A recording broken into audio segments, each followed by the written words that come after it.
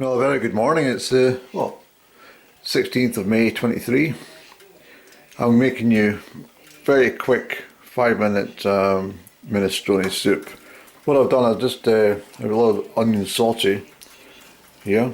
So they've been quickly cooked off in butter, not fat or certainly not bloody olive oil. But that's that cooked off. I've just also cooked off here just now. I've just taken it off the heat. You know when you get little bits of broken spaghetti and you're making any pasta dishes and you're using spaghetti, well, there's always the small pieces that seem to break. So what I do is I keep them in a little tub for when I'm making minestrone soup. So I don't need to do anything with that. So I'm going to add the onions. I'll put the rest in later when I've not got a camera in my hand. Very busy day yesterday. I shall explain later. Did I say that? I can't remember. My early signs of dementia. I've also been out in the garden and picked some fresh wild garlic. Washed it and just used scissors to chop up what we have. Pop that in. A couple of more bits there, Andrew. Give that a little stir up.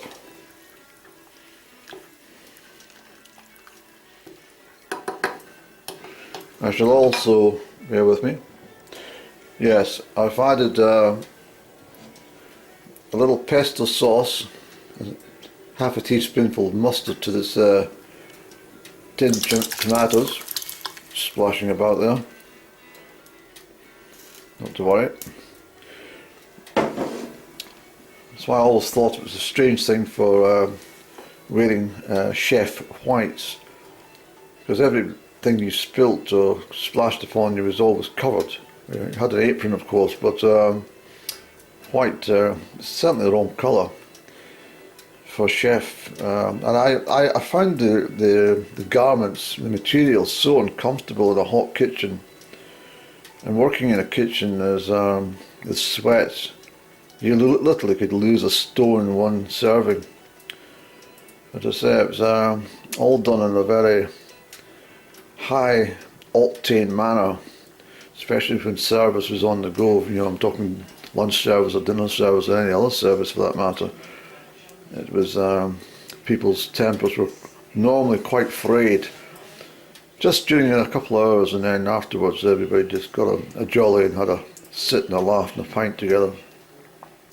I used to work in, as a resident in hotels round about. Very good fun.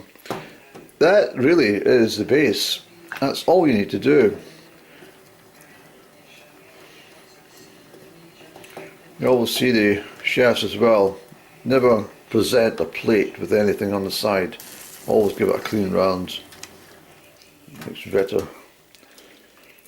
Although I remember one time it was using the nasturtium flowers. It was in the Drummond Arms Hotel in St Phillips. Bobby Salmond, who owns Houseproud in Crieff, well, his father used to own the establishment and he took over. And nasturtiums, which are edible, we bought some for decorative purposes for garnish, but it ended up with every single plate that went out had these bloody nasturtiums on it, including the puddings and everything. It was just bizarre, and then we got told off for it. It was just ridiculous. Some of the guests were complaining they didn't want the nasturtium flowers on top of the sticky toffee pudding. But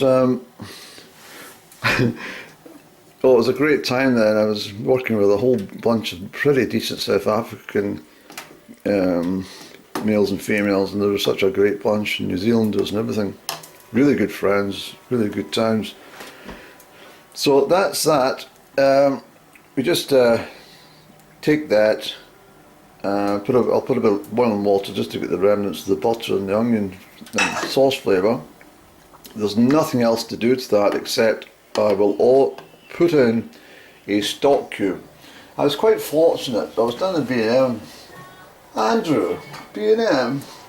This is a couple of weeks ago, and I got these stock pots for 50p.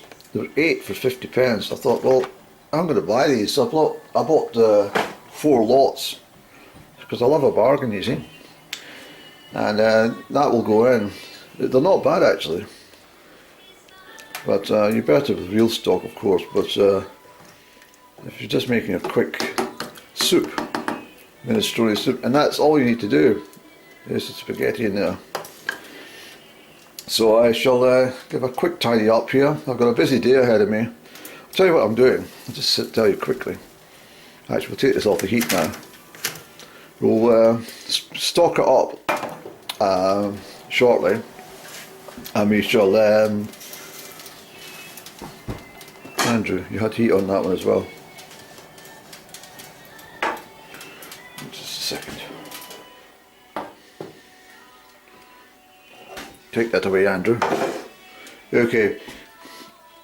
And yesterday I was frantically busy.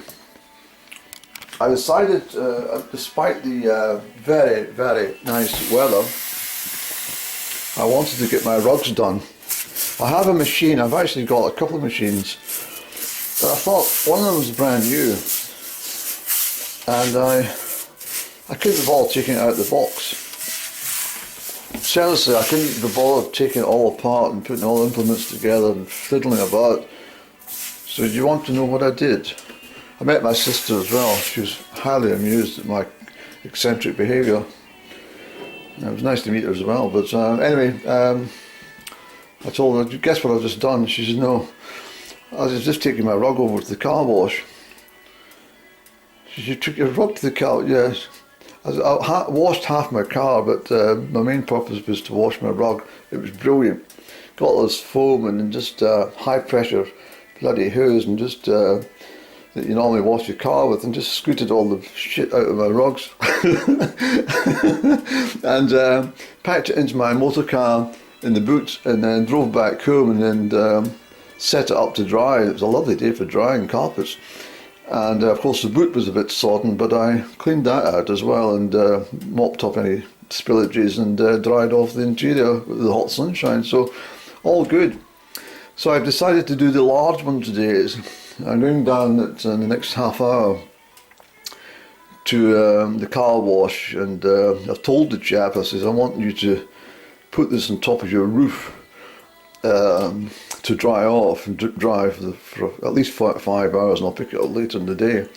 So he's agreed to this, and he's got these ladders, so both of us will clamber up the ladders with this sodden fucking rug. And once it's been hose dried and hose down and fucking power washed, and then we'll cast it up to the top of the roof and let it dry in the hot sunshine with a little breeze. So I'm looking forward to this episode, but I won't film it for obvious reason, because anyway. But I might show you my rug once it's out drying later on. But I've got a busy day ahead, so I've been up since 5 to 6. It's the second time in a few. Well, I didn't loaded it. A week last Sunday I was up at 5 to 6 again at 5:55. Catch them 5:55. So this morning I woke, and I thought, what time is it? I bet it's 5:55. Got up, it was exactly 5:55. Came through, and on my lounge clock it said 6 AM exactly. So before you put the computer on, it was definitely that time. Anyway, I'm going to have a coffee. I'm going to scooter down. I have to carry this bloody big rug up to the car, and we'll get down and get it washed. Hello again. It's still the 16th of May. That's that minestrone soup all done. It's now cold, and I'll use that later today at tea time or something. I might have a little at lunch. I'll see how I feel. Probably just have a sandwich. I've also taken my rug down to the place I mentioned, the car wash, and I mean, I didn't have to pay for any carpet foam or anything like that, because it's they use the foam. In fact, I give it a bit of a brush over with the foam and stuff, and then the chap who was in charge of the car wash thing, he started to high pressure the rug. It's a large rug. It's about, what, 2 meters by, no, it's 240 by 180. So it's quite a big rug actually. And anyway, I said to him, I says, do you get a lot of people coming down here to get their rugs cleaned? He says, no, you're the very first person. So I said to him, well, you might have a little trade from this, eh? And so he thought about it, and I seen his eyes sort of glinting. He says, yeah, good idea. I said, well, not everyone wants to haul out. A lot of people can't afford the outlay of a proper machine, even on hire. So, you know, mind you, I don't think many people want to carry it on their shoulders halfway through the town, a rug, and cart it home dripping wet with the water streaming down their back. But anyway, I left it down there and it's dripping over a paling. And I said I'd collect it in 4 hours. Hopefully it'll stay dry. And like the one I'd done yesterday, I sat it out the west of the window, and it got bone dry after about 6 hours of brilliant sunshine and a light breeze. I mean, people think I'm a mental case, I know that, but none more so than the lady I've just come off the phone to. I mean, I've had some pretty bizarre phone calls in my life. I like to occasionally make very odd phone calls to companies just at random. But it wasn't so much at random. I noticed, because I forgot to take this out the boot of my car after Sunday's shopping episode. Macaroni is always good to have in the property, you know. It's a quick and easy meal, as I told you before. It's so simple to make proper macaroni and cheese. Not fucking mac cheese. Told you that before. But anyway, I looked at it again and I thought, yeah, I noticed this on Sunday. I says, can you see that on there? It says Marshall's macaroni. Well, Marshalls have had the same packaging and labelling since I was a child. So when I saw this, I thought, oh, for goodness sake, what have they done? So I had to locate their numbers, no number on the package. So I gave them a call and the woman answered.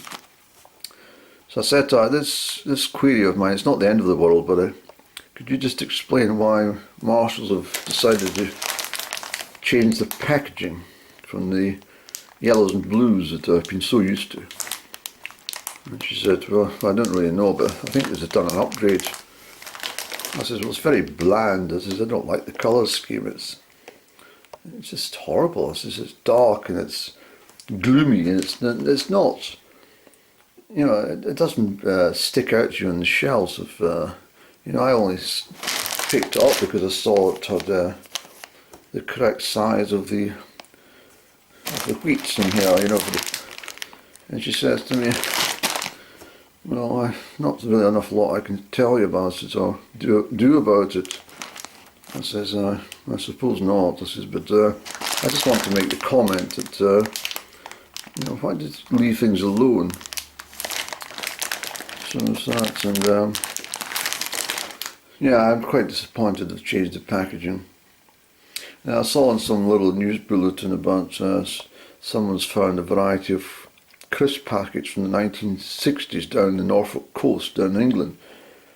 And I thought, well, they've maybe not been there since the 1960s, floating about in the water or the beach. Possibly just been dumped by somebody who's clearing a house. So I didn't mention that. I seem to think that this has been in the sea for the last 40 or 50 years. 50 or 60 years actually. But anyway, it got me thinking. The crisp packet said threepence for a packet of crisps. I can remember this. And I can also, why am I standing in the kitchen talking to you about all this? Actually, let me come back to you with a little vlog later about the very first time I bought an Aero chocolate bar, which cost 3p. And I'll talk about some chocolate bars that I used to buy as a child and some sweets and stuff. And I've got something in my brain because very quickly, a 3p Aero chocolate bar back in, certainly after post-decimisation, so it would have been after February 1971. So I think it was about 73, I think it cost 3p. And if you were maybe earning, I think the average wage at that time, although average wages mean nothing, don't they? But I think a kind of standard wage back then in the early 70s for most people were about £20 to £35 a week take home pay. It wasn't a lot, but it covered all the, well, not all the bills, but you know what I mean. There's nothing outrageous to pay for. You didn't have any council tax, and I mean gas and electric was cheap because it was owned by the government. You see, but I thought myself a quick calculation on this. And I thought an Aero costs about £1 now, or £1.20. I'm sure it does. It costs a lot of money, and I'm thinking you would have to have the equivalent of around £3,500 a week as a wage to cover the cost of the increases on the chocolate bars. Yeah, 3p for an Aero in 1973, and then 50 years later it costs £1, so that's gone up, goodness me, 30-fold.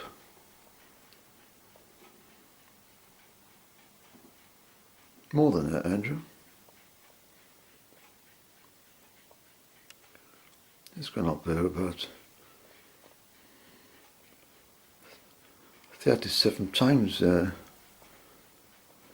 you take your £35 a week wage and multiply that by 37. That's the sort of wage you would need to have on a weekly basis to cover the cost of an Aero at £1 a time, or £1.20.